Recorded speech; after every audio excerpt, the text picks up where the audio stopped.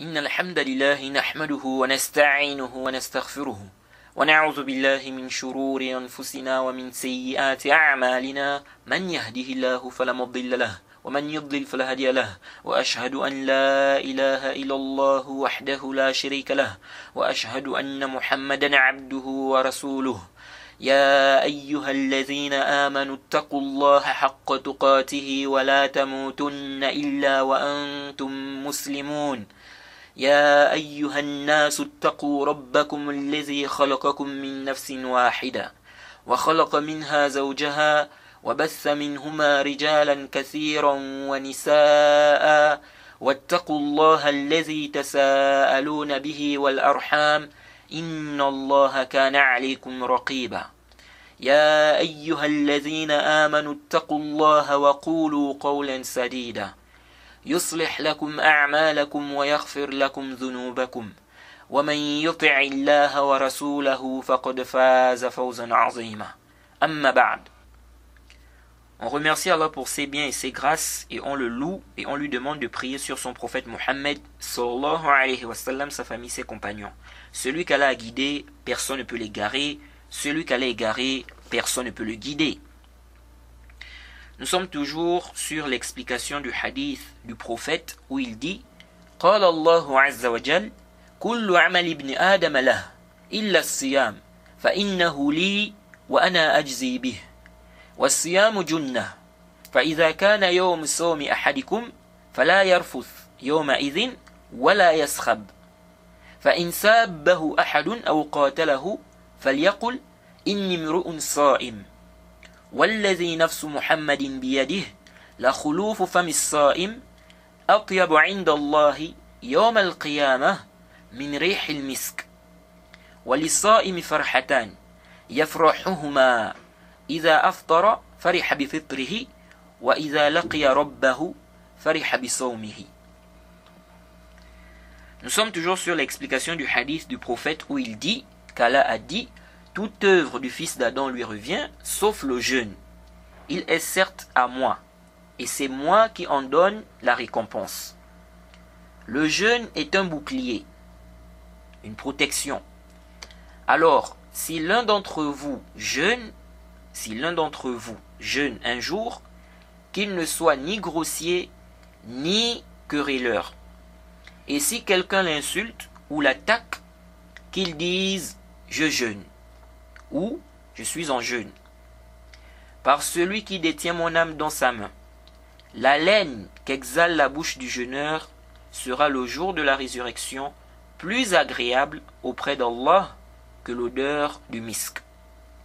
Et dans une version de Bukhari et bien d'autres, il est dit la laine qu'exhale la bouche du jeûneur est plus agréable auprès d'Allah que l'odeur du misk. Donc, il y a des versions où on mentionne le jour de la résurrection. Et il y a des versions où ce n'est pas mentionné. Et on verra cela, on va parler de cette question-là. Donc, il dit le jeûneur connaît deux moments de joie. Lorsqu'il rend son jeûne, il se réjouit de sa rupture et lorsqu'il rencontre son Seigneur, il se réjouit de son jeûne. Nous sommes toujours sur la première partie du hadith, la partie où le prophète dit qu'Allah a dit toute œuvre du fils d'Adam lui revient sauf le jeûne. Il est certes à moi et c'est moi qui en donne la récompense.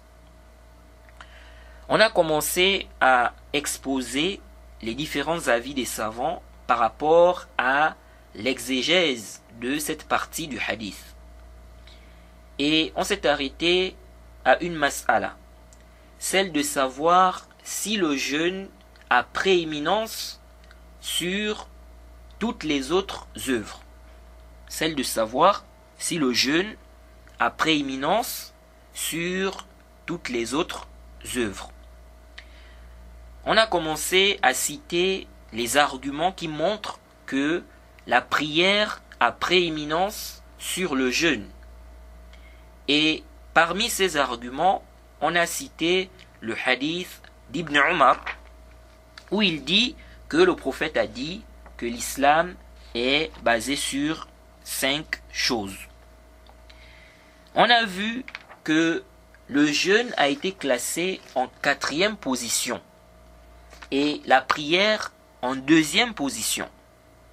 Vous voyez. Et on s'est arrêté sur la divergence au sujet de l'ordre des piliers mentionnés dans ce hadith. Dans certaines versions, le hajj a été cité avant le jeûne. Comment comprendre? On a expliqué ce qu'il faut comprendre de cela et on a vu que l'ordre mentionné par le prophète est le suivant: l'attestation de foi, la prière, la zakat, le jeûne et le hajj. Et on a vu qu'Ibn Omar a dit que c'est comme ça qu'il a entendu cela du prophète Mohammed sallallahu alayhi wa sallam. On a donc expliqué que l'autre version qui est rapportée où on mentionne le hajj avant le jeûne, cette version a été rapportée par le sens. Et on a vu la réfutation d'Ibn Hajar, ou bien la réfutation qu'Ibn Hajar a faite à l'imam Nawawi concernant son explication. Car l'imam Nawawi a expliqué qu'Ibn Omar a entendu le hadith 2 fois. Donc une fois, il a entendu le hadith du prophète, donc une fois avec la mention du hajj avant le jeûne, et une autre fois avec la mention du jeûne avant le hajj. On a vu la réfutation qui a été faite par Ibn Hajar par rapport à cette position ou cet avis. Alors, comment l'imam Nawawi et ceux qui l'ont suivi ont répondu à la version d'Ibn Omar, où il dit non, c'est le jeûne et le hajj. On a vu cette version où quelqu'un dit à Ibn Omar le hajj et le jeûne, et Ibn Omar de répondre non, c'est le jeûne et le hajj. Vous voyez. Alors comment l'imam Nawawi a répondu à cela? Parce que dans cette version, Ibn Omar dit c'est comme ça que j'ai entendu cela du prophète Mohammed sallallahu alayhi wa sallam. Donc le jeûne avant le hajj. Donc quelle est la réponse de l'imam Nawawi et ceux qui l'ont suivi par rapport à cet argument-là? Étant donné que l'imam Nawawi et ceux qui l'ont suivi dans sa position voient qu'Ibn Omar a entendu le hadith 2 fois et que le prophète a mentionné les piliers de cette façon. Donc une fois le hajj avant le jeûne et une autre fois le jeûne avant le hajj. Alors ils disent qu'Ibn Omar a oublié. C'est pourquoi il a reprimandé l'autre, donc celui-là qui a dit le hajj et le jeûne. Donc ils disent quoi? Qu'Ibn Omar a oublié l'autre version. Ils disent qu'Ibn Omar a oublié l'autre version. Donc l'autre version où il mentionne le hajj avant le jeûne. Ou encore, ils disent il n'a pas réprouvé l'autre version en fait. C'est comme s'il disait ne réprimande pas ce que tu ne connais pas. J'ai entendu cela du prophète. Mais il ne parle pas de l'autre version là-bas où le hajj est cité avant le jeûne. Vous voyez. Donc, c'est comme s'il disait ça aussi j'ai entendu cela du prophète. Je ne sais pas si je me fais comprendre. Ils font comprendre que soit on dit qu'Ibn Omar a oublié l'autre version, soit on dit qu'il n'a pas du tout oublié, mais ici, là, il n'est pas du tout en train de réprouver l'autre version. Donc, lorsqu'on lui dit le hajj et le jeûne, puis il dit non, c'est plutôt le jeûne et le hajj, c'est comme ça que j'ai entendu cela du prophète. Ils disent en fait que c'est comme s'il est en train de dire à celui-là qui a dit le hajj et le jeûne qu'il n'a pas en fait à réprimander cette version qu'il cite, parce qu'il a aussi entendu ça du prophète. Vous voyez.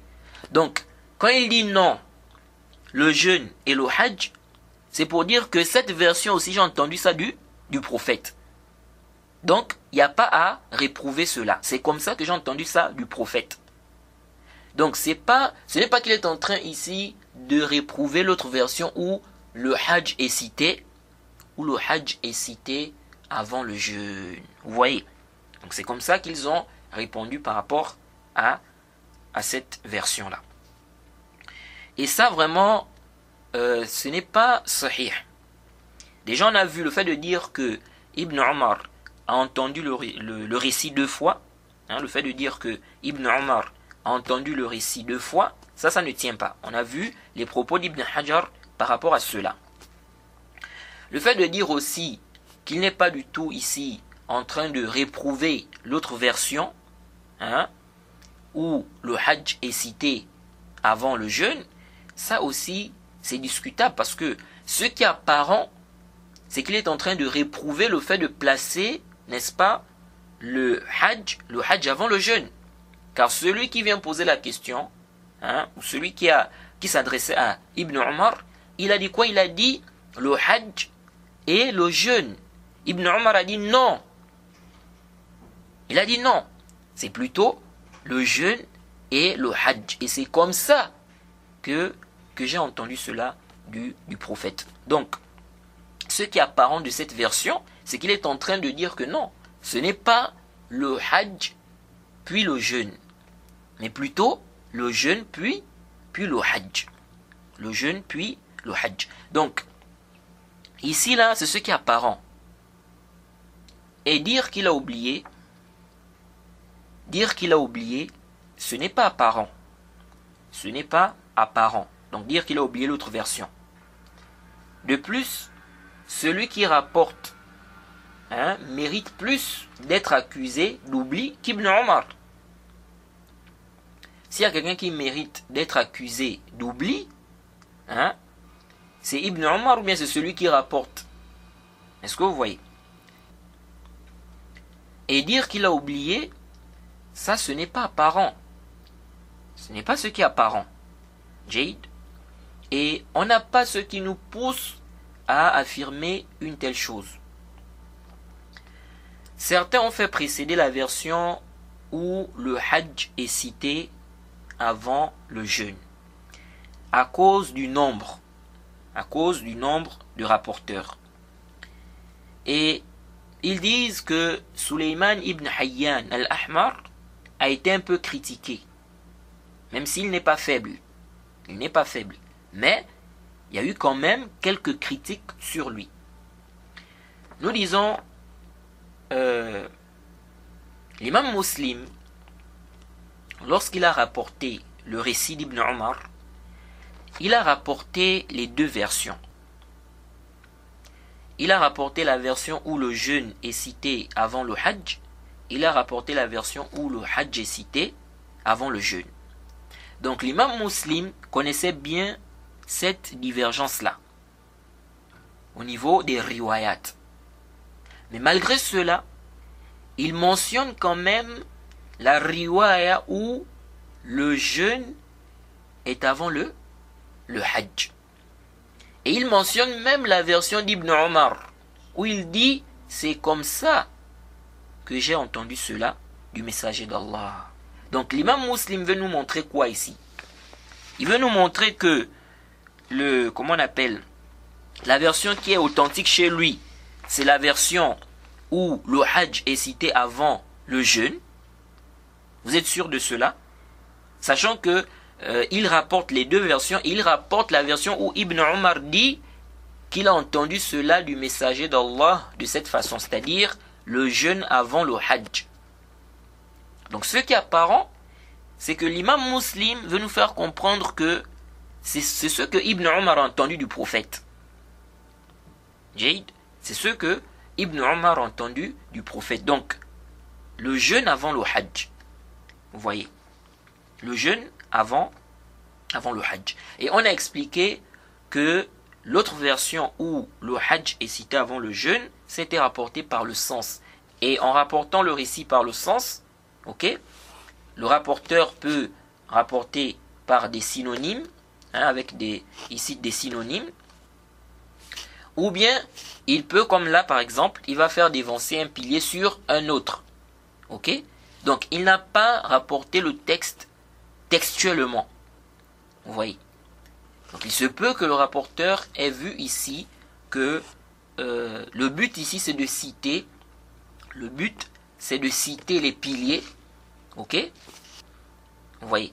Et il n'a pas vraiment fait attention par rapport à la chronologie des piliers là, l'ordre de ces piliers là. Vous voyez? Sachant que c'est important. Bref, donc l'imam Muslim, malgré le cas de Sulayman ibn Hayyan, ok, l'imam Muslim rapporte quand même sa version, ok, dans son Sahih, et il rapporte les deux versions. Vous voyez. Et ce qui nous fait dire que c'est la version là qui est authentique, donc la version où le jeûne est cité avant le Hajj, ok, c'est aussi d'autres hadiths, comme le hadith de Jibril. Dans le hadith de Jibril, on voit bien que le jeûne est cité avant le Hajj. Et le hadith de Jibril, c'est aussi Ibn Omar. Ibn Omar fait partie de ceux qui ont rapporté le récit. Ibn Omar rapporte le récit là, le hadith de Jibril. Il rapporte cela de son père. Jaïd.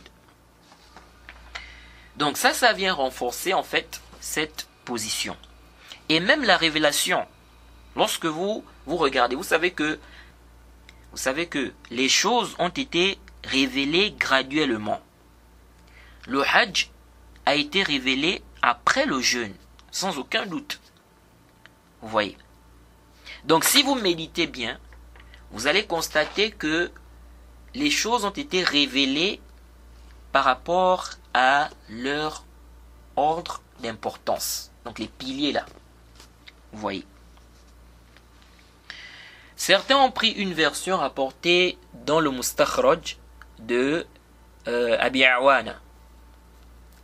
Et dans cette version-là, c'est le contraire de ce qui est cité dans la version de l'imam Muslim.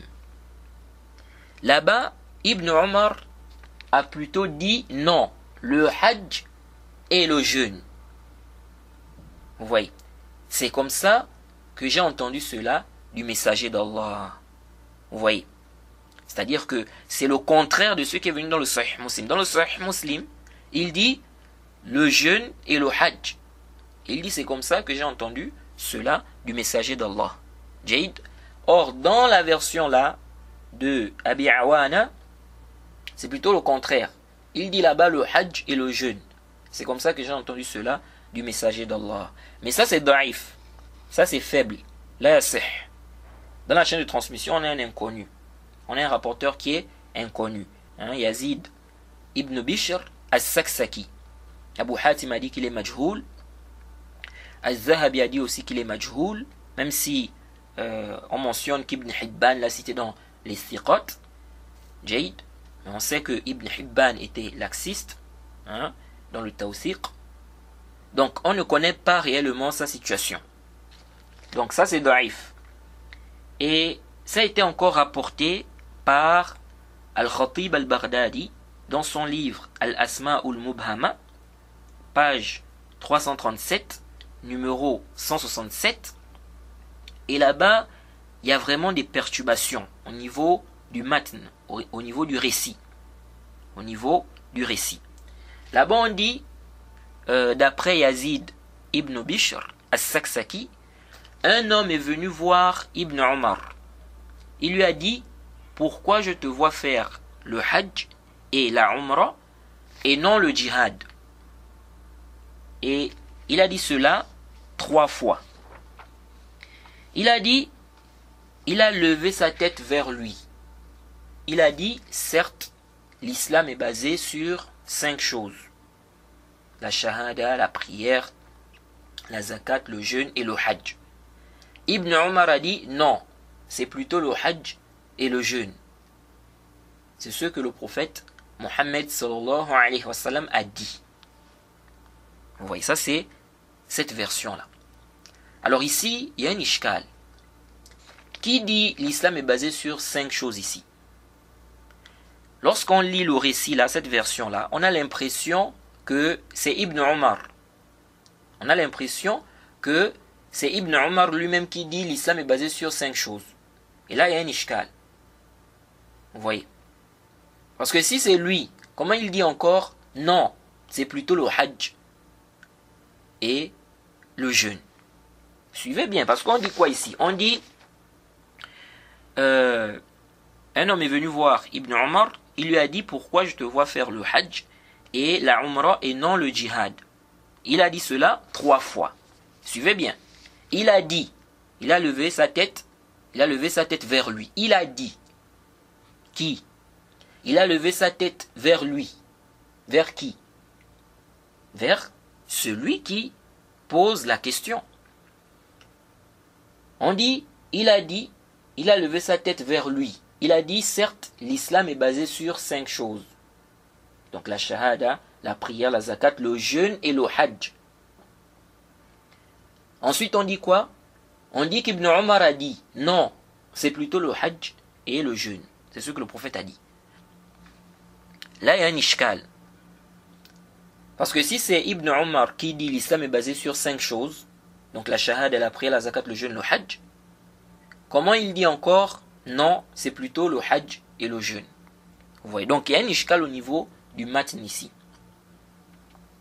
Et ce qui est apparent dans cette version, c'est que celui qui pose la question ici, ce n'est pas Yazid ibn Bishr as-Saksaki, mais un homme. Vous voyez? C'est pourquoi l'imam Nawawi, lorsqu'il renvoie vers cette version, en disant que l'homme qui a posé la question, c'était Yazid, fihi nazar. C'est à revoir, c'est discutable. Oui, dans la version rapportée par Al-Khatib dans Al-Kifaya. Mais la version qu'on a citée là, dans Al-Asma ou Al-Mubhama, dans cette version-là, ce qui est apparent, c'est que celui qui pose la question, c'est un homme. Ce n'est pas Yazid ibn Bishr. Vous voyez. Alors, la version de Al-Khatib dans Al-Kifaya. Parce que le même récit est rapporté encore par Al-Khatib dans Al-Kifaya. Page 176. Vous voyez. Et là-bas, on dit qu'un homme a dit à Ibn Omar, ô Ibn Omar, pourquoi je te vois accomplir le hajj et la umrah et pas le djihad? Et pas le djihad. Il a dit, certes, l'islam est basé sur 5 choses. Yazid ibn Bishr a dit, j'ai dit, l'islam est basé sur 5 choses, la shahada, la prière, la zakat, le jeûne, le hajj. Ibn Omar a dit, non, mais plutôt le hajj et le jeûne. C'est ce que le prophète Mohammed sallallahu alayhi wa sallam a dit. Vous voyez. Donc, dans ces versions-là, on constate qu'on place le hajj avant le jeûne. Et ces versions-là contredisent la version de Muslim. Parce que dans la version de Muslim, Ibn Omar réprouve le fait de placer le hajj avant le jeûne. Or ici, dans cette version, on voit que c'est plutôt le contraire. Vous voyez, il réprouve plutôt le fait de placer le jeûne avant le Hajj. Alors, toutes ces versions qu'on vient de citer, où on nous fait comprendre qu'Ibn Omar réprouve le fait de placer le jeûne avant le Hajj, toutes ces versions-là tournent autour d'un rapporteur, autour d'un rawi, qui est Yazid ibn Bishr. Et on a vu qu'il est majhoul, il est inconnu, on ne connaît pas sa situation. Vous voyez. Donc, c'est daif, c'est faible.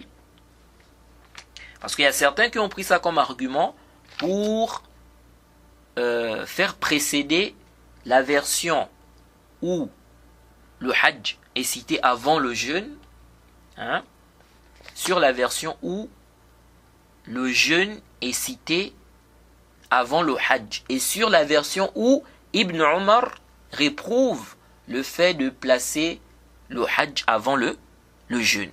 La version qui est dans le Sahih Muslim. Donc ils ont fait précéder cette version-là sur la version de Muslim, où Ibn Omar réprouve le fait de placer le Hajj avant le jeûne. Vous voyez. Et ils disent non parce que Yahya ibn Zakariya, ibn Abi Zaïda, est plus digne de confiance. Vous voyez. Que Sulayman ibn Hayyan. Nous disons non. Le problème n'est pas au niveau de Yahya ibn Zakariya ou bien Sulayman ibn Hayyan. La version déjà que vous mentionnez là, elle est faible. C'est-à-dire cette version-là, quand vous dites non, cette version-là, elle est rapportée par Yahya ibn Zakariya et il est plus digne de confiance donc que Sulayman ibn Hayyan. Et donc, c'est cette version-là qu'on doit faire prévaloir sur l'autre. Mais c'est daif. C'est-à-dire la version où Ibn Omar réprouve le fait de placer, n'est-ce pas, le jeûne avant le Hajj. Là, c'est... Vous voyez. Contrairement à la version où il réprouve le fait de placer le Hajj avant le jeûne. La version qui est dans le Sahih Muslim.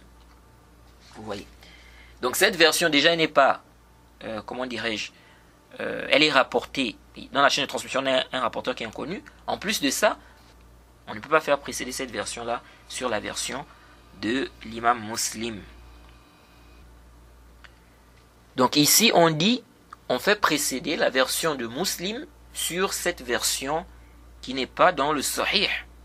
Et dans la chaîne de transmission, on a vu que dans la chaîne de transmission, il y a un rapporteur qui est inconnu. Jade.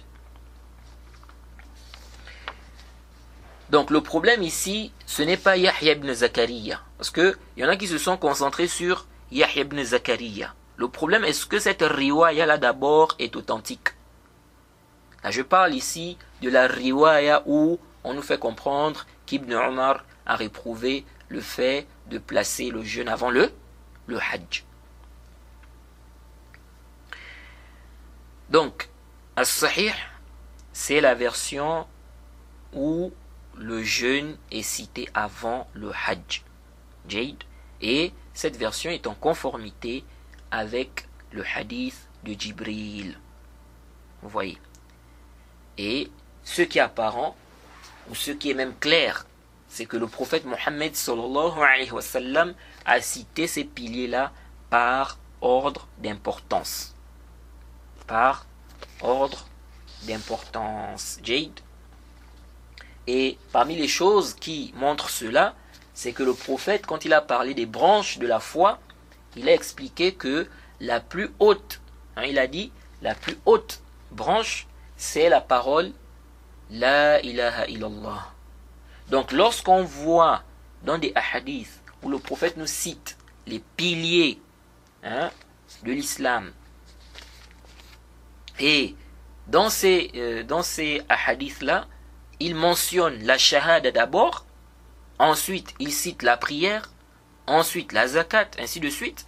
On doit comprendre qu'il est en train de citer ces piliers-là par ordre d'importance. C'est justement pour cela qu'il a commencé par l'attestation de foi. L'attestation de foi. Jade. Et on a vu aussi que certains gens de science se sont basés sur la riwaya là, qui est dans Muslim, où ils réprouvent le fait de placer, comment on appelle ça, le hajj avant le jeûne, c'est-à-dire ils nient cela. Donc c'est d'abord le jeûne, puis le hajj. Et on a vu que certains gens de science se sont basés sur la riwaya où Ibn Omar réprouve le fait de placer le hajj avant le jeûne pour dire que la conjonction de coordination et implique la chronologie. Et on a vu que cela n'est pas sahih.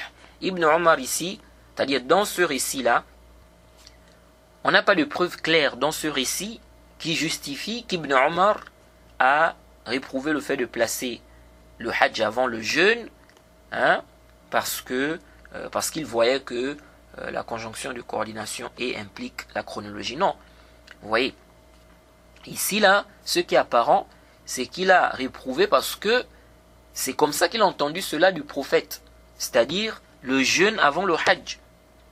Vous voyez. Et celui qui a posé la question voulait mettre le hajj avant le jeûne. Et donc il lui a dit non. Vous voyez. Ce que j'ai entendu du prophète, c'est le jeûne avant le hajj. Vous voyez. Parce que s'il rapporte ça comme ça, en mettant le hajj avant le jeûne, on va dire quoi? Que Ibn Omar a entendu cela du prophète comme ça. Alors que lui, il sait qu'il n'a pas entendu cela du prophète de cette façon. Donc, il a réprouvé, il a dit non, c'est plutôt le jeûne, n'est-ce pas, et le hajj. Donc le jeûne avant, puis le hajj. Ce n'est pas pour dire qu'il voyait que la conjonction de coordination et implique la chronologie. Non. Ça, ce n'est pas clair, on n'a pas de preuve claire justifiant cela dans le texte. Jaïd, Wallahu a'lam, Allah est le plus savant. Et ceci est clair, on ne doit même pas avoir des doutes là-dessus. Ces hadiths-là, où on nous cite les piliers de l'islam, ces piliers-là ont été cités par leur ordre d'importance. Et donc, si tel est le cas, on comprend que la prière a prééminence sur le jeûne. Vous voyez, sans oublier tous les textes qui mettent en garde contre le fait de délaisser la prière. Ce n'est pas la même chose pour le jeûne. Si on regarde les textes qui mettent en garde contre le fait de délaisser la prière, on ne va pas trouver la même chose pour le cas du jeûne. Donc tout ça, quand on médite bien, ça vient renforcer, n'est-ce pas, l'avis disant que le jeûne n'a pas prééminence sur toutes les autres œuvres. Jaïd.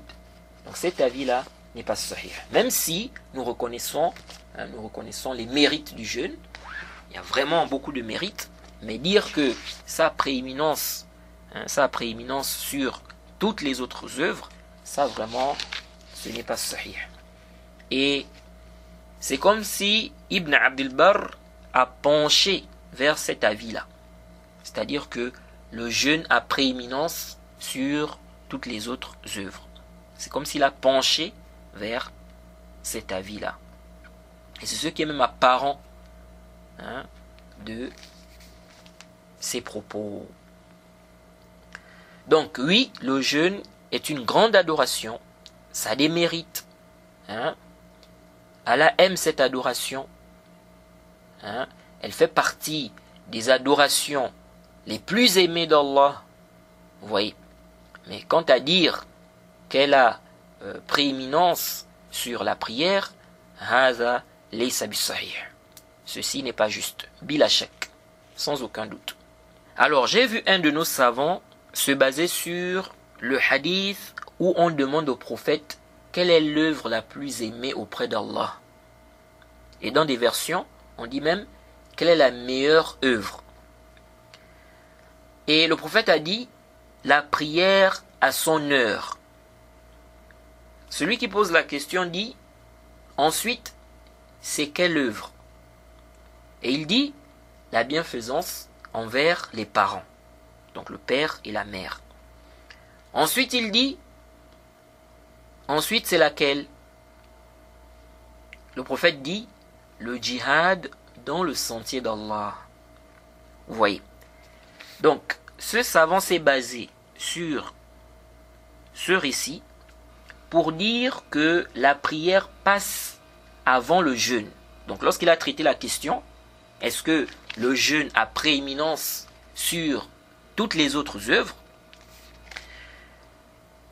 Pour réfuter la position disant que le jeûne a prééminence sur toutes les autres œuvres, il a cité ce récit-là. Il s'est basé sur ça, donc sur ce récit, pour dire que la prière passe avant le jeûne. Vous voyez, que la prière a prééminence sur le jeûne. Et il a expliqué le hadith où le prophète dit aux compagnons, jeûne, car ça n'a pas de semblable. Il a expliqué ce récit-là en disant que c'est après les œuvres qui ont été citées dans le hadith en question. Donc le hadith sur lequel il s'est basé pour dire que la prière a prééminence sur le jeûne. Je ne sais pas si je me fais comprendre. Donc, comment est-ce que ce savant-là a expliqué cette riwaya-là, où on dit jeûne car ça n'a pas de semblable? Il a mentionné le récit où on dit au prophète quelle est l'œuvre la plus aimée auprès d'Allah. Et le prophète dit la prière à son heure. Ok? Donc, il a mentionné ce récit pour prouver que la prière a prééminence sur le jeûne. Donc, comment on va dire que le jeûne a prééminence sur toutes les autres adorations, toutes les autres œuvres? Donc, il a mentionné ça comme argument. Maintenant, comment répondre au hadith où le prophète dit aux compagnons de jeûner car ça n'a pas de semblable? Lui, il a expliqué ce hadith en disant, oui, ça n'a pas de semblable après ce qui a été cité dans le récit où on demande au prophète quelle est, n'est-ce pas, l'œuvre la plus aimée auprès d'Allah. Et où le prophète dit la prière à son temps. Vous voyez, la prière à son temps. Mais ça, fihi nazar. Cet argumentaire-là est discutable. C'est à revoir. Léch, pourquoi? Car ici, on n'a pas cité la zakat. C'est-à-dire, dans le récit là, le récit on demande au prophète, quelle est l'œuvre la plus aimée auprès d'Allah? Hein? Le prophète dit, la prière à son heure. Ensuite, on lui dit, ensuite c'est quelle œuvre? Il dit la bienfaisance envers les parents. Ensuite, on lui dit, ensuite c'est laquelle? Il dit le djihad dans le sentier d'Allah. Il n'a pas cité la zakat ici. Il n'a pas cité le hajj. Or, ce sont des piliers même de l'islam. L'islam est basé sur cela. Vous voyez. Le prophète, lorsqu'il a parlé de l'islam, il les a cités. Donc, la prière, la zakat, le jeûne, le hajj. Et il a fait comprendre que l'islam est basé sur eux. Or, dans le hadith que le savant a cité, ce savant-là a cité, on ne cite même pas la zakat là-bas, on ne cite pas la zakat, on ne cite même pas le hajj. Vous voyez. Et, intabihu, déjà il faut comprendre que les obligations sont meilleures que les surérogatoires. Les obligations sont meilleures que les surérogatoires. Cela sans aucun doute. Ça c'est la base. Car délaisser les obligations, tu t'exposes au châtiment. Contrairement au délaissement des surérogatoires. Celui qui dit que celui qui délaisse les surérogatoires sera puni à cause du simple fait qu'il ait délaissé cela, en réalité, il est en train de rendre cela obligatoire, consciemment ou inconsciemment. De dire que si la personne délaisse cela, elle sera châtiée. Donc dans l'au-delà. Donc ce qui est surérogatoire. Juste pour avoir délaissé les surérogatoires. Donc en réalité, on est en train de rendre cela obligatoire. Et ceci est contradictoire. Vous voyez? Si on dit qu'une chose n'est pas du tout obligatoire, ça veut dire quoi? Ça veut dire que délaisser cela, celui qui délaisse cela, il n'est pas châtié pour cela, il ne sera pas châtié pour cela. Lorsqu'on dit que ce n'est pas obligatoire, c'est surérogatoire, ça veut dire que c'est mieux de faire cela. Mais si tu ne fais pas, tu n'as pas de péché. Vous voyez? Donc, dire encore que délaisser les surérogatoires, celui qui délaisse les surérogatoires, il sera châtié, ça c'est une contradiction. Donc ce n'est plus surérogatoire. Vous voyez. Bref, les obligations sont meilleures. C'est pourquoi le prophète Mohammed sallallahu alayhi wa sallam nous dit qu'Allah a dit وَمَا تَقَرَّبَ إِلَيَّ عَبْدِي بِشَيْءٍ أَحَبَّ إِلَيَّ مِمَّا افْتَرَضْتُ عَلَيْهِ وَمَا يَزَالُ عَبْدِي يَتَقَرَّبُ إِلَيَّ بِالنَّوَافِلِ حَتَّى أُحِبَّهُ فَإِذَا أَحْبَبْتُهُ كنت سمعه الذي يسمع به وبصره الذي يبصر به ويده التي يبطش بها ورجله التي يمشي بها وإن سألني لأعطينه ولئن استعاذني لأعيذنه. Vous voyez, ça c'est dans le Sahih al-Bukhari, le hadith numéro 6502. Le prophète nous dit qu'Allah a dit, et juste au début du récit, Allah dit, celui qui s'en prend à l'un de mes alliés, je lui déclare la guerre. Celui qui s'en prend à l'un de mes alliés, je lui déclare la guerre. Ensuite, Allah dit quoi? Il dit, mon serviteur ne se rapproche pas de moi par une chose que j'aime plus que lorsqu'il accomplit ce que je lui ai imposé, ce qui est obligatoire. Vous voyez, Allah dit quoi? Il dit, mon serviteur ne se rapproche pas de moi par une chose que j'aime plus que lorsqu'il accomplit ce que je lui ai imposé. Donc Allah aime plus qu'on se rapproche de lui par les obligations. Par les obligations. C'est pourquoi ça fait partie de la mauvaise compréhension de mettre en avant les surérogatoires alors que tu négliges ce qui est obligatoire. Vous voyez. Donc, Allah dit, mon serviteur ne se rapproche pas de moi par une chose que j'aime plus que lorsqu'il accomplit ce que je lui ai imposé, ce qui est obligatoire sur lui. Ce que j'ai rendu obligatoire sur lui. Vous voyez. Ensuite, Allah dit, et mon serviteur ne cesse de se rapprocher de moi au moyen des œuvres surérogatoires jusqu'à ce que je l'aime. Et lorsque je l'aime, je suis lui par laquelle il entend, la vue par laquelle il voit, la main par laquelle il prend et le pied par lequel il marche. S'il me demande quelque chose, je le lui donne. S'il me demande quelque chose, je le lui donne. Et s'il cherche refuge auprès de moi, je lui accorde refuge. Donc protection. Vous voyez? Donc, les obligations sont plus aimées auprès d'Allah que les surérogatoires. Les obligations sont meilleures que les surérogatoires. Donc, lorsqu'on parle ici de la meilleure œuvre, ou bien quelles sont les meilleures œuvres, mettez les obligations devant. Vous voyez?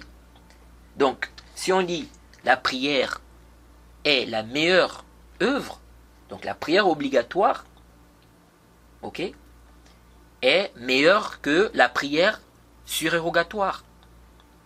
Et ainsi de suite. Donc, si tel est le cas, quel est le sens du hadith qu'on a cité? Le hadith où il est dit que la prière à son temps est la meilleure œuvre. Avant d'expliquer cela, Dans le hadith qu'on a cité précédemment, le hadith divin, où Allah dit « Et mon serviteur ne cesse de se rapprocher de moi au moyen des œuvres surérogatoires, jusqu'à ce que je l'aime. » En guise de profit, ce hadith nous montre aussi l'importance des adorations, l'effet des adorations dans l'acceptation du dua, de l'invocation, l'effet de la piété dans l'acceptation de l'invocation. Parmi les causes qui font en sorte qu'Allah accepte l'invocation du serviteur, on a quoi? On a le fait que le serviteur soit proche de son Seigneur. Ça veut dire quoi?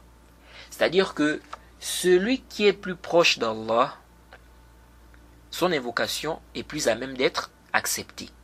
Et donc la piété a un impact. Il ne faut pas négliger cela.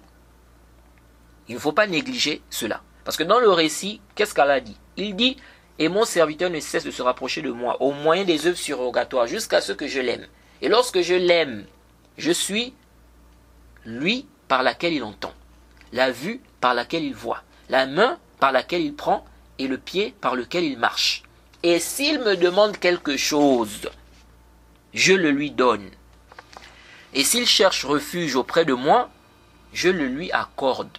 Ou bien je lui accorde refuge. » Vous voyez?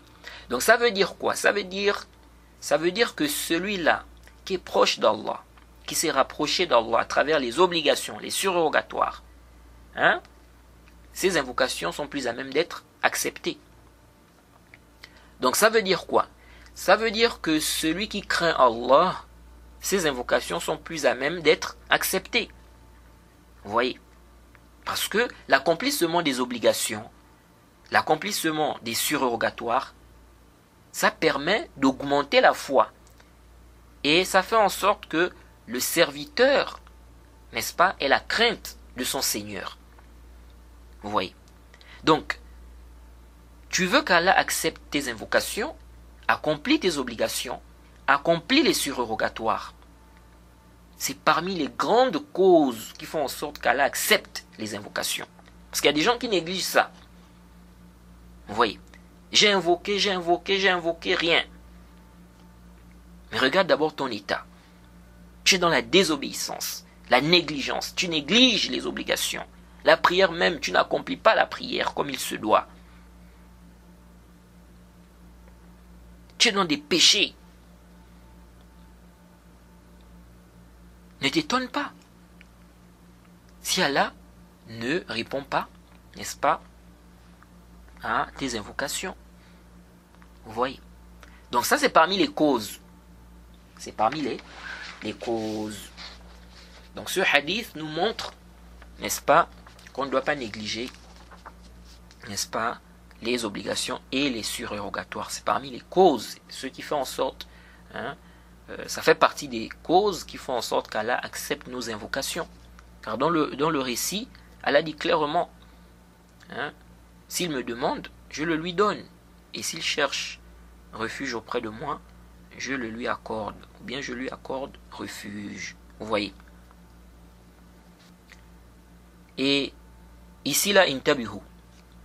Dans des versions, on dit que le prophète a dit, lorsqu'on lui a posé la question, quelle est l'œuvre la plus aimée auprès d'Allah, ou la meilleure œuvre, on dit que le prophète a dit la prière au début de son temps. La prière au début de son temps. Et certains citent souvent cette version-là. Vous voyez? Et même des imams, dans des mosquées, sur des manabir, ils citent souvent cette version-là. Que le prophète a dit la prière au début de son temps. En réalité, cette riwaya-là est shaza. Elle est marginale. Elle n'est pas du tout authentique. Comme certains savants ont dit. Car la majorité des rapporteurs ont rapporté le récit de Shu'ba. Avec quel terme? On dit la prière à son temps.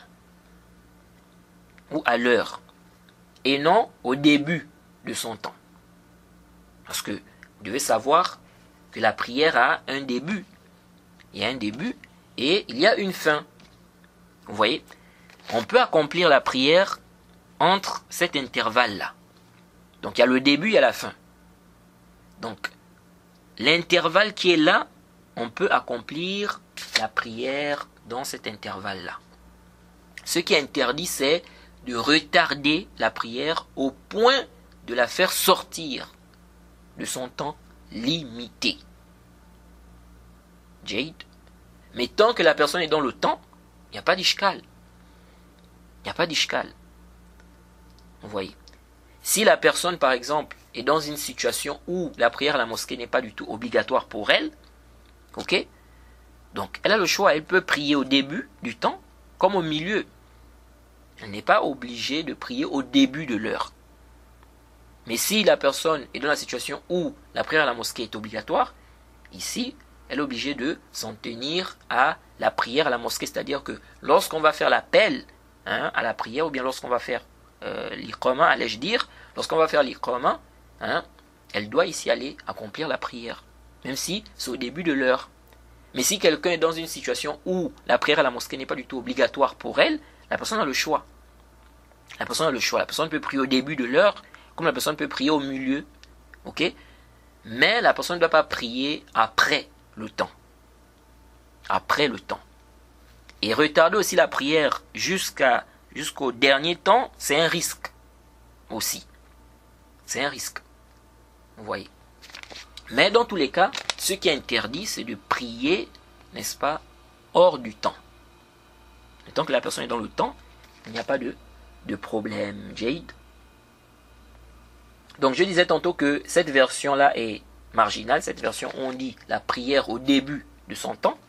Ceux qui ont rapporté, la majorité des rapporteurs qui ont rapporté le récit de Shu'ba, on dit à son temps, et non au début de son temps.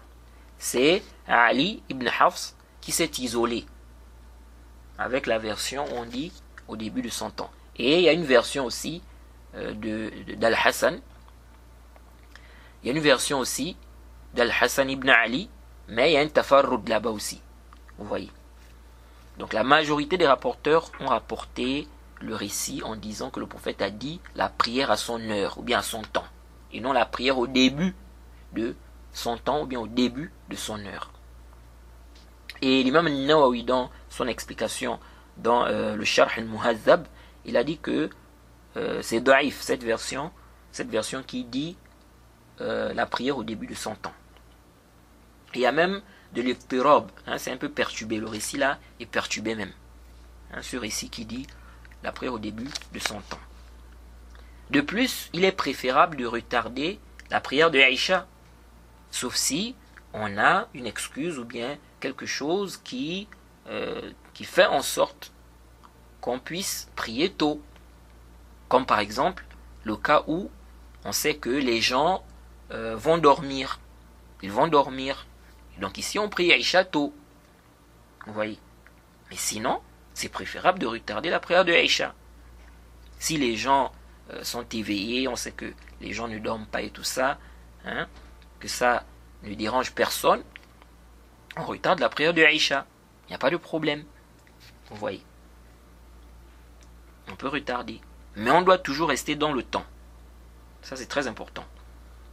La prière de Zuhr, s'il fait chaud, il est préférable de retarder. La prière de Zuhr, s'il fait chaud. Vous voyez. La prière de Fajr même, bon, il y a un débat. Il y a un débat là-bas entre les savants. Vous voyez. Bref, on voit bien qu'on ne peut pas généraliser aussi comme ça, de dire la prière au début de son temps.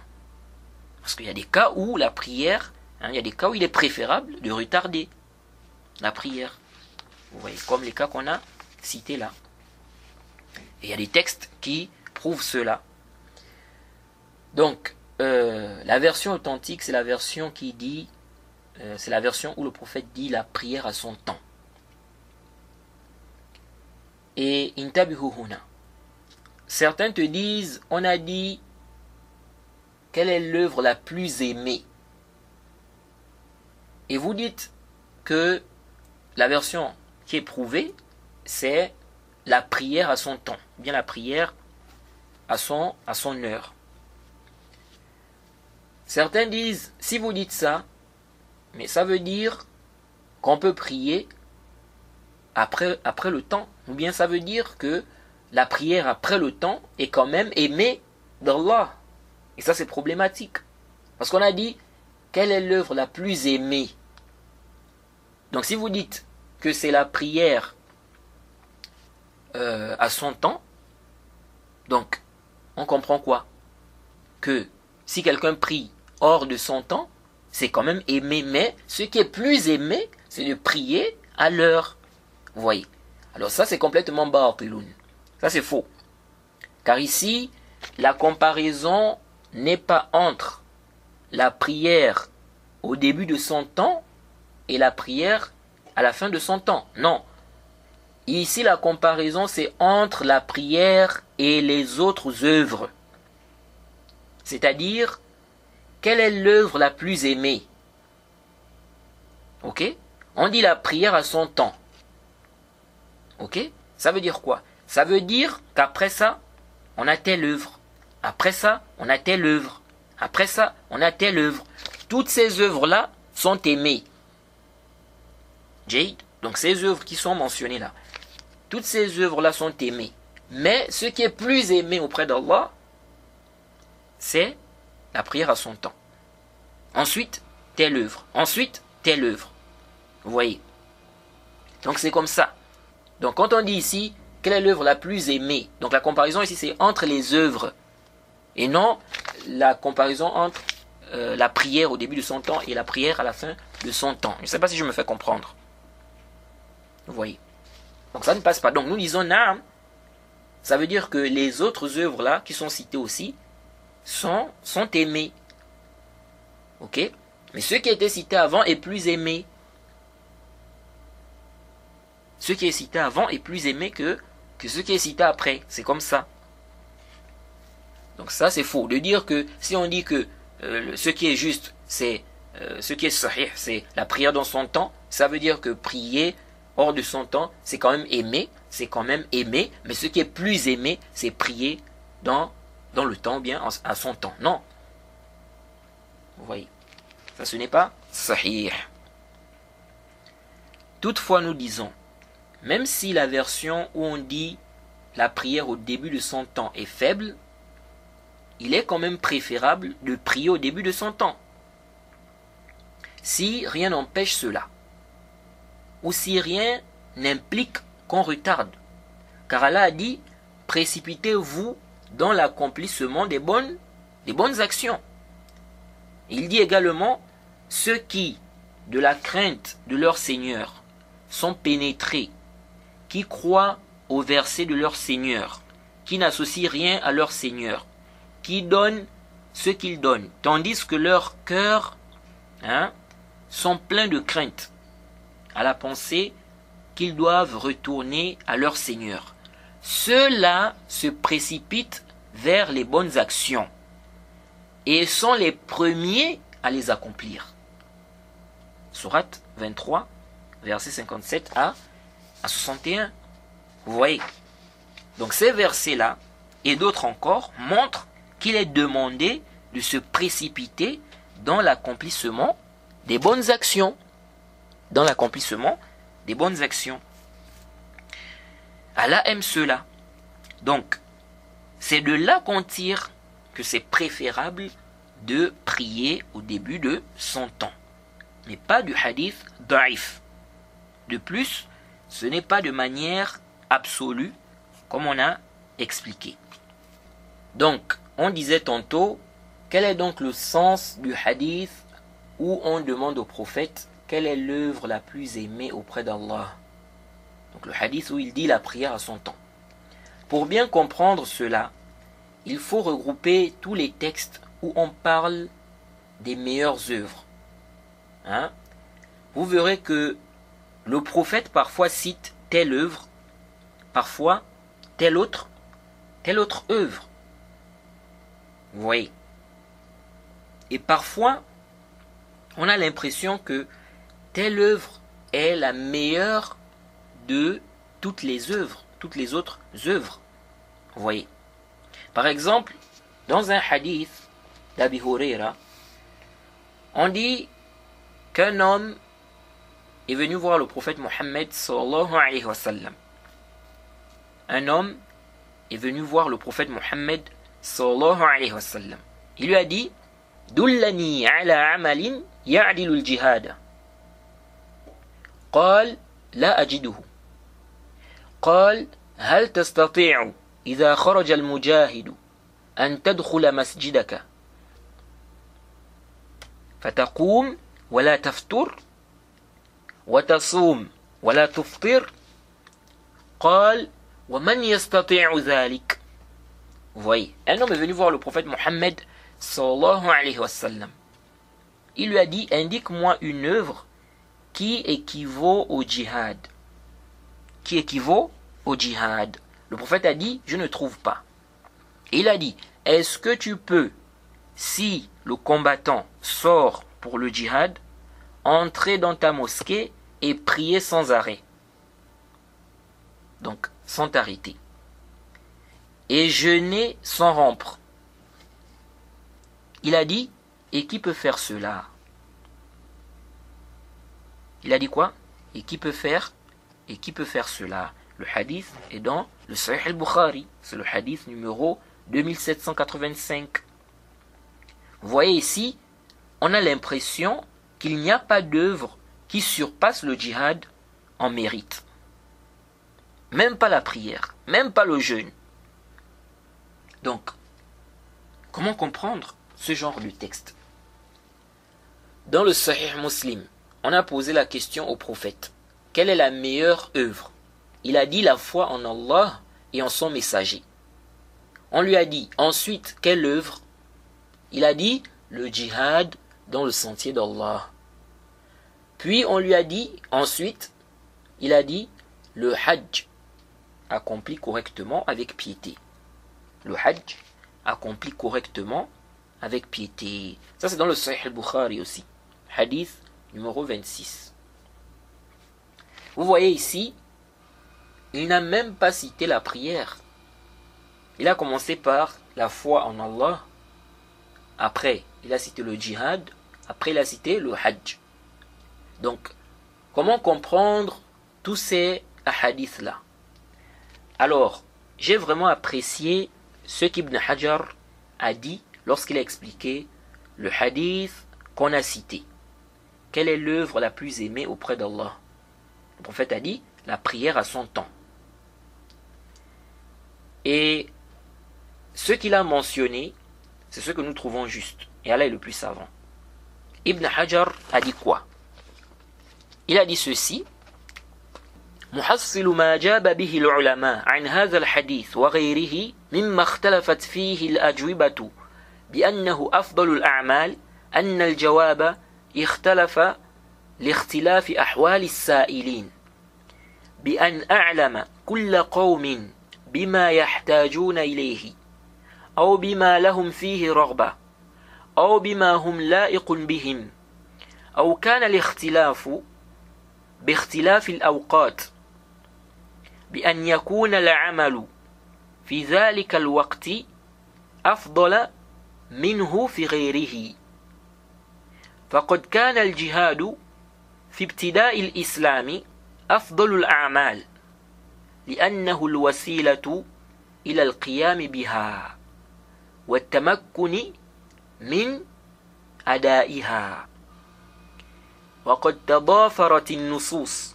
على أن الصلاة أفضل من الصدقة ومع ذلك ففي وقت مواساة المضطر تكون الصدقة أفضل أو أن أفضل ليست على بابها بل المراد بها الفضل المطلق أو المراد من أفضل الأعمال فحذفت من وهي مرادة. Ça c'est dans le Fath, tome 2, page 9. Ibn Hajar dit: en résumé, les savants ont expliqué ce hadith et d'autres où il y a des paroles différentes concernant la meilleure œuvre en disant ceci. Les réponses du prophète étaient différentes par rapport aux différentes situations des questionneurs. Il a informé chaque groupe de ce dont il avait besoin ou ce qu'il aimait, désirait faire comme œuvre ou ce qui lui convenait. Vous voyez, donc un tel pose une question. Celui-là, ce qui est meilleur pour lui, c'est telle œuvre. Donc le prophète dit, n'est-ce pas, que la meilleure œuvre, c'est ceci. C'est-à-dire, pour celui qui est dans cette situation-là. Vous voyez. Donc Ibn Hajar dit, ou ce qui lui convenait. Ou encore, les différentes réponses du prophète étaient dues aux différentes périodes. Ah, ça c'est très important. Ce qu'Ibn Hajar dit ici. Il dit, ou encore, les différentes réponses du prophète étaient dues aux différentes périodes. C'est-à-dire, telle œuvre dans telle période est meilleure que dans telle autre période. Écoutez bien ce qu'Ibn Hajar dit. Il dit, le djihad était la meilleure œuvre au début de l'islam, car c'est le moyen qui permet d'œuvrer. Vous voyez. Ensuite, il dit, il y a plusieurs textes qui montrent que la prière est meilleure que l'aumône. Pourtant, dans un moment où il faut aider l'angoissé, qui est extrêmement dans le besoin, l'aumône est meilleure. Il dit, où on dit meilleur ici ne signifie pas que l'œuvre dite meilleure surpasse toutes les autres, mais c'est plutôt un mérite de manière générale. Vous voyez. Où on dit ce qui est visé, c'est parmi les meilleures œuvres. Et le terme parmi a été effacé, mais il est visé. Fin de citation. Donc, ça ce sont les explications que les savants ont données par rapport à ces textes-là. Des textes où on dit au prophète, on pose la question au prophète, quelle est la meilleure œuvre, quelle est l'œuvre la plus aimée d'Allah. On voit que le prophète cite certaines œuvres. Et dans d'autres textes, il cite d'autres. Comment comprendre? Voilà le résumé, n'est-ce pas, des propos des savants. Ibn Hajar, ici, a résumé les différentes réponses des savants. Vous voyez. Et donc, le fait de dire que les différentes réponses du prophète sont dues aux différentes situations des questionneurs et voir que c'est la seule réponse à donner ici, ça fihi nazar. Vous voyez. Ça peut être comme Ibn Hajar a dit par rapport à une période. À une période, n'est-ce pas, telle œuvre était la meilleure œuvre. Vous voyez. Surtout quand on regarde le début de l'islam et tout ça. Lorsque certaines choses n'avaient pas encore été légiférées. Donc, voilà un peu en résumé les réponses que les savants ont données par rapport à cela. On peut dire ceci, on peut dire cela, on peut dire ceci, on peut dire cela. Ok? Jade. Donc voilà comment on répond à cela. Donc ici, il se peut que le prophète dans le hadith précis a parlé par rapport à un temps précis, une situation précise. Cela ne signifie pas que cette œuvre est la plus aimée auprès d'Allah dans toutes les situations. Vous voyez, pourquoi on dit ça? Ceci pour regrouper entre les textes clairs, les textes plus forts dans l'argumentaire que ce genre de texte. Donc des textes qui sont clairs ou des textes qui sont plus forts dans l'argumentaire qui montrent que telle œuvre est meilleure que telle autre. Et donc si on trouve un texte où on nous cite une œuvre, une autre œuvre par exemple, on doit essayer de regrouper tous ces textes-là et on doit donner une explication qui ne va pas ici en contradiction avec les textes clairs ou les textes qui sont plus forts dans l'argumentaire. Je ne sais pas si je me fais comprendre. Vous voyez, parce que quelqu'un peut dire oui, mais si on regarde l'explication qu'avait donnée Al-Aini, est-ce que ce qu'on vient de dire là ne concorde pas avec cela? Nous disons, on va faire recours à ce genre de choses lorsque on n'a pas des textes clairs ou des textes qui sont plus forts dans l'argumentaire. Vous voyez. Wallahu a'lam. Je ne sais pas si je me fais comprendre. Hein. Bref.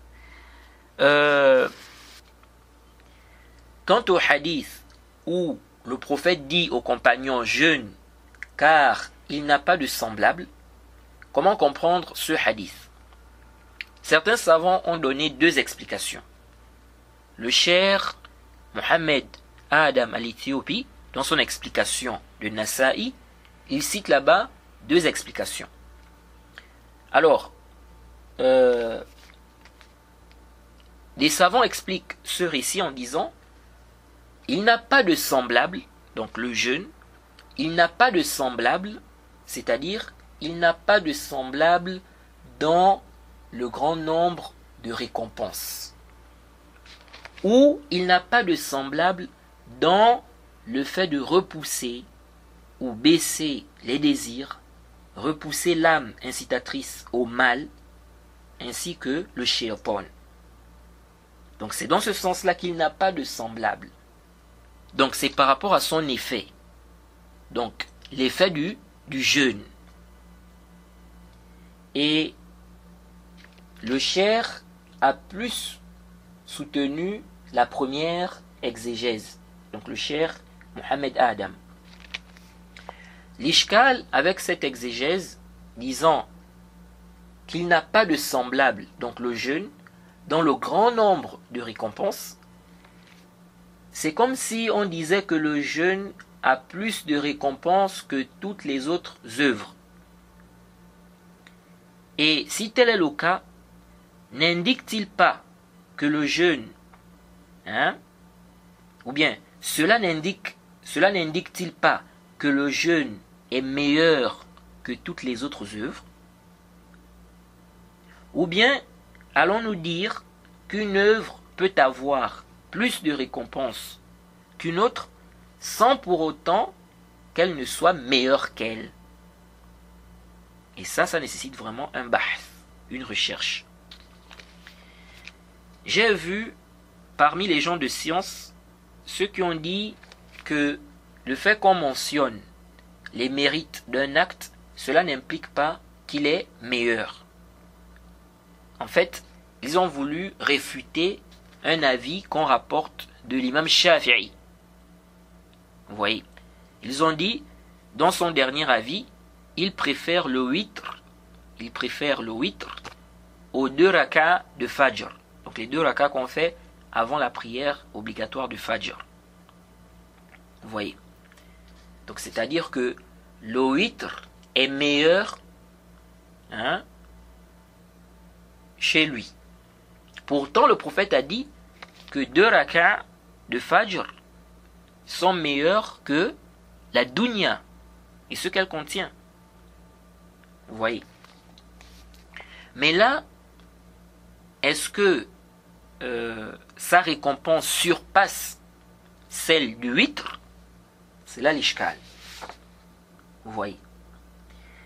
Bref, revenons à l'explication de notre hadith sur le jeûne. Certains savants ont dit, lorsqu'il a dit le jeûne est à moi, c'est comme lorsqu'il est dit la maison d'Allah, parlant d'une mosquée, sachant que toutes les mosquées appartiennent à Allah. Donc en gros, ils font comprendre que c'est pour montrer sa valeur, sa grandeur. Vous voyez. Bon, cet avis n'est pas très apparent. Wallahu a'lam. Ce n'est pas ce qui est apparent. D'autres gens de science ont dit se passer de la nourriture, des boissons, fait partie des attributs d'Allah. Donc, comme le jeûneur se rapproche de lui par ce qui concorde avec son attribut, il a donc fait cette annexion du jeûne à lui. C'est comme s'il disait « Mon serviteur se rapproche de moi par une chose qui est en rapport avec un de mes attributs. » Vous voyez. Car ici, le serviteur, en délaissant la nourriture, l'eau, c'est comme s'il se passe de cela. Vous voyez? Et Allah aussi se passe de ces choses-là. Vous voyez? Bon, ça, fihi nazar. Car Allah n'a pas besoin de nourriture ou d'eau. Or, le serviteur, en délaissant cela, donc la nourriture, l'eau, il le fait pour Allah. Il s'humilie pour Allah. Ce n'est pas qu'il n'a pas besoin de nourriture ou d'eau. Donc, dire que c'est pour cette raison qu'ils ont cité là, qu'il a dit c'est à moi, donc sauf le jeûne, il est à moi, vraiment, ça, fihi nazar, c'est à revoir. C'est à revoir, c'est discutable. Wallahu a'lam. Certains gens de science ont dit, il a dit, le jeûne est à moi, car personne n'a adoré autre qu'Allah par le jeûne, contrairement aux autres adorations. Donc, ils disent que les gens ont adoré, il y a des gens qui ont adoré d'autres divinités à travers des adorations comme la prière, l'invocation, l'aumône. Mais le jeûne, non. Donc personne n'a adoré d'autres divinités à travers le jeûne. Donc c'est pourquoi il a dit, sauf le jeûne, il est à moi. Vous voyez. Bon, ça a été réfuté par certains gens de science.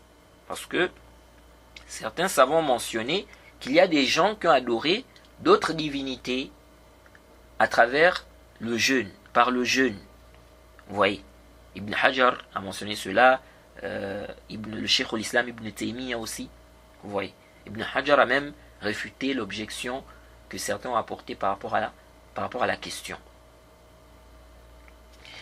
Certains savants ont dit, celui qui commet les injustices, on prendra de ses bonnes actions le jour dernier.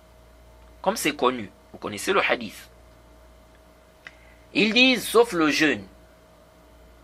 Vous voyez. Donc, s'il ne reste que le jeûne, donc quelqu'un a commis des injustices, on va prendre de ses bonnes actions. Maintenant, s'il ne reste que le jeûne, Allah s'occupera de ce qu'il a commis comme injustice là, et on le fera rentrer au paradis à cause de son jeûne. Ça, c'est une explication de certains savants. Donc ils disent, c'est pourquoi Allah parlant du jeûne, il a dit, c'est à moi et c'est moi qui en donne la récompense. Vous voyez. Mais ça, ce n'est pas sahih. هذا ليس بالصحيح. C'est une erreur.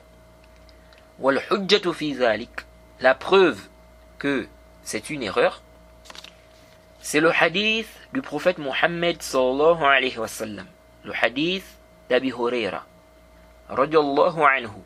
Il dit que le prophète Mohammed sallallahu alayhi wa sallam a dit, atadruna mal muflis, qalu al muflisu fina من لا درهم له ولا متاع فقال إن المفلس من أمتي يأتي يوم القيامة بصلاة وصيام وزكاة ويأتي قد شتم هذا وقذف هذا وأكل مال هذا وسفك دم هذا وضرب هذا فيعطى هذا من حسناته وهذا من حسناته فإن فنيت حسناته قبل أن يقضى ما عليه أخذ من خطاياهم فطرحت عليه ثم طرح في النار. Ça c'est dans le Sahih Muslim. C'est le hadith numéro 2581. Le prophète a dit, savez-vous qui est le ruiné? Celui qui a fait faillite, le pauvre. Ils ont dit le ruiné ou le pauvre d'entre nous, c'est celui qui n'a ni argent ni bien. Le prophète a dit le ruiné de ma communauté, c'est celui qui, au jour de la résurrection, viendra avec des prières, des jeûnes et des aumônes légales. Écoutez bien, des prières, des jeûnes et des aumônes légales, donc la zakat, mais aura insulté un tel, accusé de zina un tel, fait couler le sang d'un tel et frappé un tel, on donnera alors ces bonnes actions à celui-ci et à celui-là. Et si ces bonnes actions s'épuisent avant que l'on ait réglé ses comptes, donc ces injustices-là, on prendra alors une partie de leurs péchés et on l'en chargera. Ensuite, il sera jeté en enfer. Est-ce que vous suivez ça? Et ce hadith nous met en garde contre l'injustice. Vous voyez, il y a des gens qui prient. Ils prient, ils font le jeûne, ils donnent la zakat, mais ils commettent des injustices.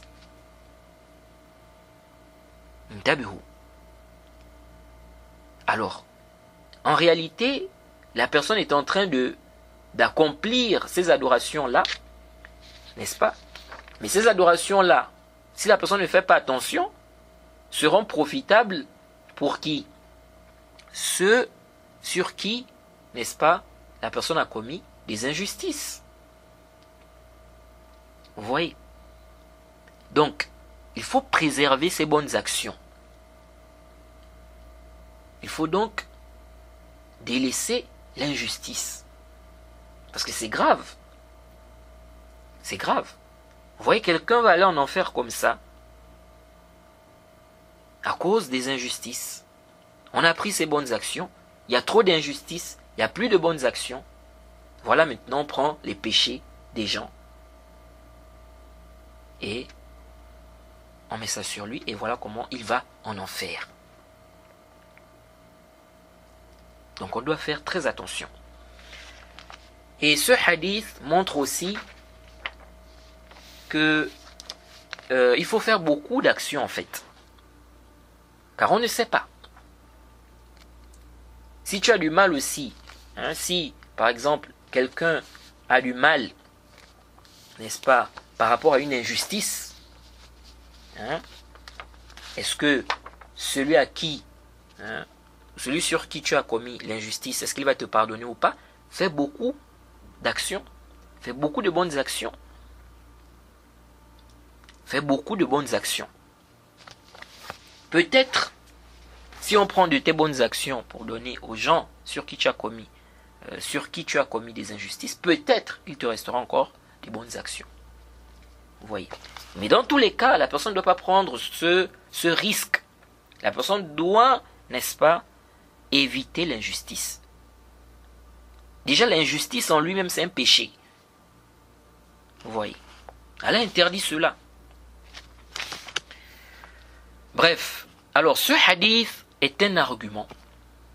Ce hadith est un argument qui montre que l'explication donnée par certains savants ne tient pas. C'est-à-dire le fait de dire que on prendra les bonnes actions de la personne, sauf le jeûne. Et que s'il ne reste que le jeûne, Allah va s'occuper des injustices que la personne a eu à commettre, et puis Allah va faire entrer la personne au paradis à cause du jeûne. Ce hadith qui est dans Muslim réfute cela. Parce que dans le hadith, on dit la personne va venir avec des jeûnes. Donc on cite la prière, on cite le jeûne. Et à la fin du récit, on dit quoi?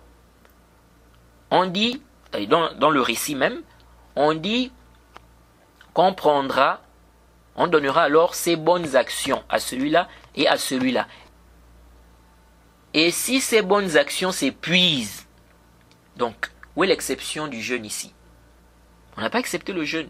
On dit ici, et si ces bonnes actions s'épuisent, avant que l'on ait réglé ses comptes, on prendra alors une partie de leur péché. Et on l'en chargera. Ensuite, il sera jeté en enfer. Donc, on ne dit pas ici qu'Allah va se charger de ce qu'il a commis comme injustice, et puis il va rentrer au paradis à cause du jeûne. Donc ce hadith est un argument clair qui réfute cette interprétation-là. Donc ce n'est pas sahih de dire que le jeûne, on va donner les bonnes actions donc aux gens, hein, donc ceux-là sur qui la personne a commis des injustices, sauf le jeûne. Ça ne tient pas. Ce hadith réfute cela. Dans le hadith, on cite le jeûne, et c'est général ici, lorsqu'on parle des bonnes actions, on n'a pas ici, excepté dans le récit, le jeûne. Vous voyez. On a cité le jeûne même, parmi les bonnes actions. Et dans le même récit, on dit qu'on prendra des bonnes actions de la personne. On n'a pas accepté le jeûne. Pourquoi avoir cité le jeûne ici, si c'est accepté? Et mentionner qu'on prendra des bonnes actions de la personne. Et si la personne n'a plus de bonnes actions, on va donner à la personne des péchés. Donc vous voyez bien que ce récit réfute cet avis-là. Quant au hadith, hein, où le prophète dit likulli amalin kaffara wa sawm li wa ana ajzi bih, on dit que, plutôt qu'Allah a dit que chaque œuvre a une expiation et le jeûne est à moi et c'est moi qui en donne la récompense. Donc chaque œuvre parmi les péchés a une expiation et le jeûne est à moi et c'est moi qui en donne la récompense. Quant à ce hadith, en réalité, ce qu'on dit ici, chaque œuvre, ça veut dire quoi? Certains savants expliquer, c'est-à-dire chaque œuvre parmi les péchés. Vous voyez. Mais ce texte n'est pas clair sur le sujet. Vous voyez. Et la version disant chaque œuvre est une expiation sauf le jeûne. Le jeûne est à moi. Ça a besoin d'une vérification au niveau de l'authenticité. Même si Ibn Hajar semble avoir authentifié cela. Car il y a des divergences au niveau des versions. Peut-être ils ont transmis le récit selon ce qu'ils avaient compris. Allahu a'lam. Vous voyez. Parce que certains veulent prendre ce récit-là pour, n'est-ce pas, soutenir cet avis qu'on a expliqué, qui est réfuté par le hadith de Muslim qu'on a cité. Vous voyez. Dans tous les cas, le hadith de Muslim qu'on a cité réfute clairement cet avis disant que le jeûne est accepté dans les bonnes actions qu'on va donner aux gens qui ont subi des injustices. Wallahu a'lam. C'est pourquoi nous penchons plus vers la deuxième et la troisième explication qu'on a donnée, qu'on avait citée, quand on a parlé de la divergence des savants concernant l'exégèse de la première partie du hadith divin, qu'on a cité notre hadith de base. Jade, notre hadith de base. Surtout le troisième avis. Je penche plus vers le troisième avis. Car c'est ce qui est apparent du hadith de Muslim. Wallahu a'lam. Allah est le plus savant. Alors on s'arrête ici. On demande qu'Allah nous facilite, qu'il nous accorde la compréhension de sa religion. Donc le prochain audio, on va continuer dans la suite du hadith, donc de l'explication du hadith, notre hadith de base. Wa subhanaka Allahumma bihamdik wa ashhadu an la ilaha illa anta astaghfiruka wa atubu ilayk.